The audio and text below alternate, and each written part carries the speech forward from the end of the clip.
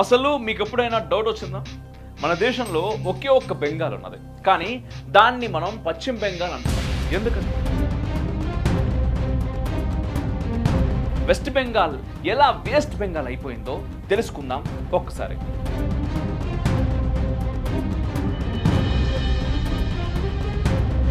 ముర్షిదాబాద్లో ఎందుకు ఈ పరిస్థితి? ఇవాళ పశ్చిమ బెంగాల్ అంటున్నది వంగదేశంలో ఒక భాగం. అక్కడనే మొదలైంది బెంగాలీ హిందువులకు నరకయాతన.